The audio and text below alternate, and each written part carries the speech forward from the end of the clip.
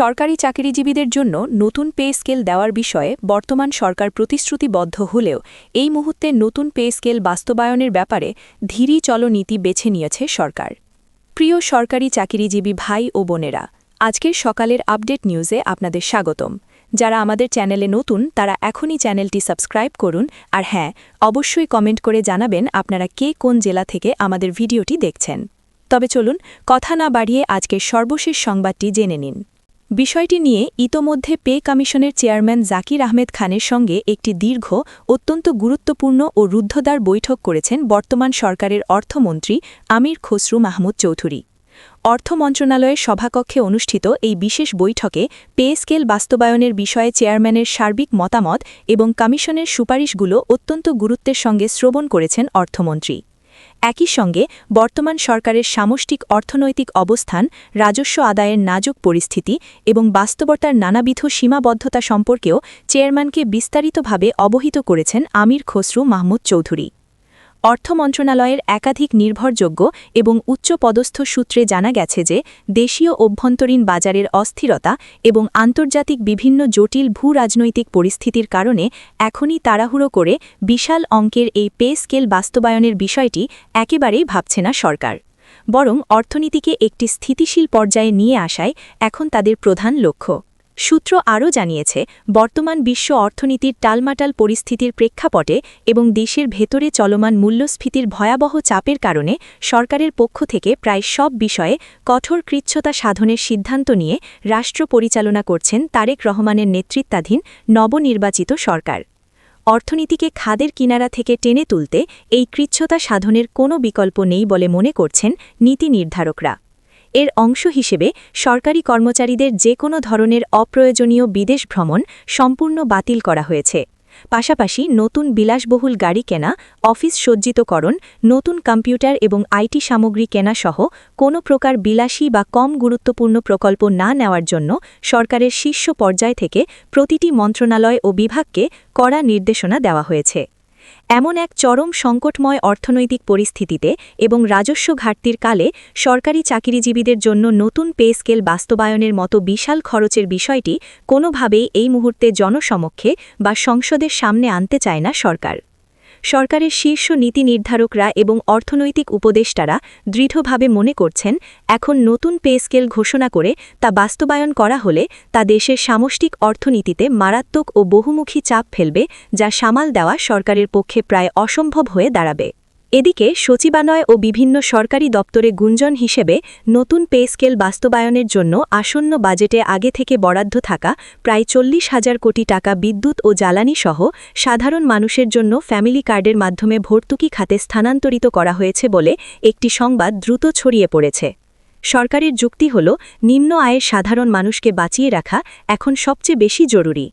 কিন্তু এমন সংবাদে চরমভাবে ফুঁসে উঠেছেন সারা দেশের বিভিন্ন পর্যায়ের সরকারি কর্মকর্তা ও কর্মচারীরা। তারা মনে করছেন, দীর্ঘ 11 বছর ধরে তারা যে আর্থিক বঞ্চনার শিকার হচ্ছেন, সেই ন্যায্য অধিকার থেকে তাদের পরিকল্পিতভাবে বঞ্চিত করে এই বিপুল পরিমাণ টাকা সম্পূর্ণ অন্য খাতে সরিয়ে নেওয়া হচ্ছে।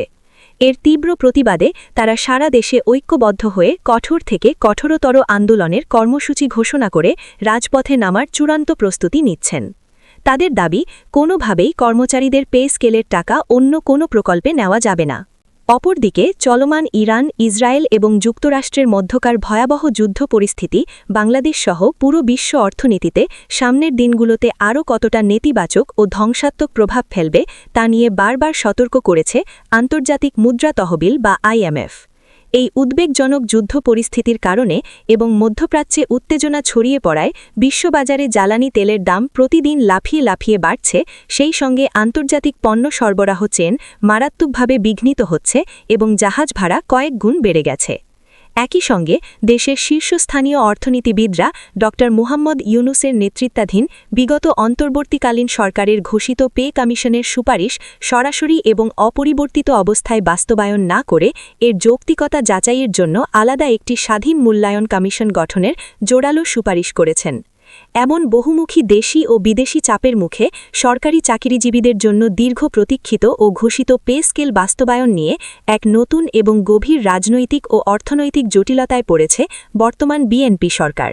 বেসরকারি গবেষণা প্রতিষ্ঠান সেন্টার ফর পলিসি ডায়ালগ বা সিপিডি তাদের সাম্প্রতিক এক পর্যবেক্ষণে মনে করে আগের সরকারের প্রস্তাবিত পে কমিশনের প্রতিবেদনকে সরাসরি এবং অন্ধভাবে গ্রহণ না করে তা একটি প্রাথমিক তথ্য ও উপাদান হিসেবে বিবেচনা করা উচিত। সংস্থাটি অত্যন্ত জোরালোভাবে বলছে যে বিগত অন্তর্বর্তীকালীন সরকার তাদের মেয়াদের একেবারে শেষ সময়ে কোনো প্রকার দীর্ঘমেয়াদী অর্থনৈতিক প্রভাব যাচাই না করে পে স্কেল সংক্রান্ত যে উদ্যোগ নিয়েছে তা বাস্তবায়নের সম্পূর্ণ আর্থিক দায়িত্ব ও বিশাল চাপ বর্তমান নবনির্বাচিত গণতান্ত্রিক সরকারের উপর জোর করে চাপিয়ে দিয়ে গেছে। সিপিডির মতে এতে রাষ্ট্রের উপর এক ধরনের অনাজিচ্য ও প্রলম্বিত দায় তৈরি হয়েছে যা অনেক ক্ষেত্রেই অন্যায্য এবং বর্তমান সরকারের জন্য একটি অত্যন্ত বড় ও অপ্রত্যাশিত অর্থনৈতিক চ্যালেঞ্জ। এই চ্যালেঞ্জ মোকাবেলা না করে হুট করে পে স্কেল দিলে তা অর্থনীতির জন্য আত্মঘাতী হতে পারে। এদিকে অর্থ মন্ত্রণালয়ের অভ্যন্তরীণ সূত্র জানিয়েছে, সম্প্রতি ঢাকা সফরে এসে আইএমএফের এশীয় অঞ্চলের প্রধান কৃষ্ণা শ্রীনিবাস অর্থমন্ত্রী আমির খসরু মাহমুদ চৌধুরীর সঙ্গে একটি অত্যন্ত গুরুত্বপূর্ণ ও দীর্ঘ বৈঠক করেন। এই বৈঠকে বাংলাদেশের সামষ্টিক অর্থনীতির নানা দিক নিয়ে পুঙ্খানুপুঙ্খ আলোচনা হয়। সম্ভাব্য বৈশ্বিক সংকট ও যুদ্ধ পরিস্থিতি মোকাবেলায় বাংলাদেশ সরকারকে আগে থেকেই সর্বোচ্চ ও পর্যাপ্ত প্রস্তুতি নিতে কঠোরভাবে পরামর্শ দেওয়া হয়েছে আইএমএফের উচ্চ পর্যায়ের প্রতিনিধি দলের পক্ষ থেকে। বাংলাদেশের মতো ভঙ্গুর অর্থনীতির দেশগুলোতে আগামীতে বিশ্ব পরিস্থিতির কারণে জ্বালানি ও খাদ্য সংকট তীব্র থেকে আরও তীব্রতর হতে পারে বলে গভীরভাবে আশঙ্কা প্রকাশ করেছে আইএমএফ। তাই এই মুহূর্তে অপ্রয়োজনীয় সরকারি ব্যয় কমানোর দিকেই তাদের সবচেয়ে বেশি তাগিদ রয়েছে। এছাড়া দেশে আগে থেকে চলে আসা প্রকট ডলার সংকট ও আর্থিক টানাপোড়েন তো রয়েছেই, যা এখনও পুরোপুরি কাটেনি। ফলে আইএমএফ মনে করে এই সংকটময় মুহূর্তে নতুন পে স্কেল বাস্তবায়ন করলে লাখ লাখ কর্মচারীর হাতে প্রতি মাসে একযোগে অতিরিক্ত হাজার হাজার কোটি টাকা চলে যাবে। এর ফলে বাজারে চাহিদার সৃষ্টি হবে এবং জিনিসপত্রের দাম হু হু করে বাড়বে, যার ফলে মূল্যস্ফীতির এই ভয়ঙ্কর চাপ কিছুতেই নিয়ন্ত্রণে আনা সরকারের জন্য এক প্রকার অসম্ভব হয়ে দাঁড়াবে। এতে সাধারণ মানুষ আরও বেশি কষ্ট পাবে। আবার পে স্কেল বাস্তবায়নের জন্য অতিরিক্ত যে বিপুল পরিমাণ নগদ অর্থের প্রয়োজন হবে, বর্তমান সংকুচিত রাজস্ব আয়ের ধারা অনুযায়ী তার যোগান দেওয়াও সরকারের কোষাগারের জন্য অত্যন্ত কঠিন এবং ঝুঁকিপূর্ণ হয়ে পড়বে। বাংলাদেশ ব্যাংকের সর্বশেষ হালনাগাদ প্রতিবেদন ও পরিসংখ্যান সূত্র জানা গেছে, সরকারের বিভিন্ন উন্নয়ন কর্মকাণ্ড ও দৈনন্দিন দায় মেটাতে চলতি অর্থবছরের প্রথম 6 মাসে সরকারের ব্যাংক ব্যবস্থা থেকে ঋণ নেওয়ার পরিমাণ 50,000 কোটি টাকা ছাড়িয়ে গেছে। গত জুলাই থেকে ডিসেম্বর মাস শেষে সরকারের ব্যাংক ঋণের পরিমাণ আশঙ্কাজনকভাবে বেড়ে দাঁড়িয়েছে 53,386 কোটি টাকা। পাশাপাশি সরকারের রাজস্ব ঘাটতির বিশাল ও ক্রমবর্ধমান ঘাটতি তো রয়েছেই। জাতীয় রাজস্ব বোর্ড বা এনবিআরের সর্বশেষ তথ্য মতে চলতি অর্থবছরের প্রথম 6 মাসে সরকারের রাজস্ব আদায়ের ঘাটতি 60,000 কোটি টাকা ছাড়িয়ে এক নতুন রেকর্ডে পৌঁছেছে।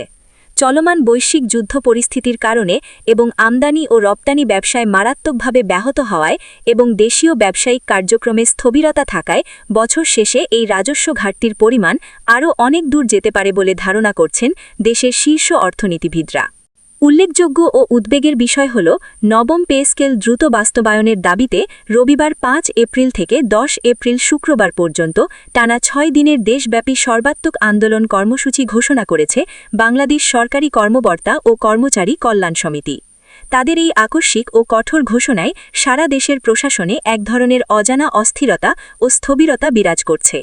তাদের ঘোষিত কর্মসূচির মধ্যে রয়েছে রবিবার থেকে বৃহস্পতিবার পর্যন্ত দেশের প্রতিটি জেলা শহরে জেলা প্রশাসকের কার্যালয়ের সামনে অবস্থান এবং জেলা প্রশাসকের মাধ্যমে সরাসরি মাননীয় প্রধানমন্ত্রীর কাছে স্মারকলিপি প্রদান। এছাড়া 10 এপ্রিল শুক্রবার দেশের প্রতিটি উপজেলা, জেলা ও বিভাগীয় শহরে শান্তিপূর্ণ কিন্তু বিশাল আকারের আলোচনা সভা ও প্রতিনিধি সমাবেশ আয়োজন করা হবে বলে সংগঠনের পক্ষ থেকে আনুষ্ঠানিকভাবে জানানো হয়েছে। এই সময়ের মধ্যে দাবি আদায় না হলে পরবর্তীতে কর্মবিরতির মতো আরও কঠোর কর্মসূচিতে যাওয়ার প্রচ্ছন্ন হুমকিও দিয়ে রেখেছেন তারা। এ প্রসঙ্গে সরকারি চাকরিজীবী কল্যাণ সমিতির কেন্দ্রীয় আহ্বায়ক আব্দুল মালেক গণমাধ্যমের সামনে অত্যন্ত ক্ষোভ ও হতাশা প্রকাশ করে জানান, আসন্ন 2026 এবং 27 অর্থবছরের জাতীয় বাজেটে পে স্কেল খাতে প্রয়োজনীয় অর্থ স্পষ্টভাবে বরাদ্দ রাখার পাশাপাশি তা কালক্ষেপণ না করে দ্রুত বাস্তবায়নের এক দফা দাবি নিয়েই তারা আজ রাজপথে নামতে বাধ্য হয়েছেন।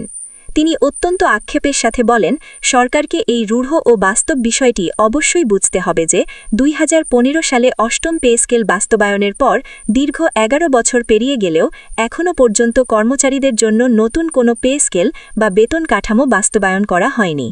এই দীর্ঘ এক যুগের কাছাকাছি সময়ে দেশের বাজারে নিত্য প্রয়োজনীয় পণ্যের দাম, চাল ডালের দাম, বাসা ভাড়া, চিকিৎসা ব্যয়, যাতায়াত খরচ, সন্তানদের শিক্ষা খরচ এবং গ্যাস, পানি ও বিদ্যুতের বিল অস্বাভাবিক ও জ্যামিতিক হারে বৃদ্ধি পেয়েছে। বর্তমান এই আকাশছোঁয়া বাজার দর সাধারণ সরকারি কর্মকর্তা ও কর্মচারীদের বর্তমান সীমিত আয়ের ক্রয় ক্ষমতার সম্পূর্ণ বাইরে চলে গেছে। তারা এখন তাদের পরিবার পরিজন নিয়ে দিনের পর দিন অত্যন্ত মানবেতর ও অমানবিক জীবনযাপন করছেন এবং প্রতিনিয়ত ঋণের জালে জড়িয়ে পড়ছেন। নতুন পে স্কেল বাস্তবায়নের বিষয়ে সরকারের চূড়ান্ত অবস্থান, অর্থনৈতিক সক্ষমতা ও ভবিষ্যৎ পরিকল্পনা সম্পর্কে জানতে অর্থ মন্ত্রণালয়ের সচিব খায়রুজ্জামান মজুমদার গণমাধ্যম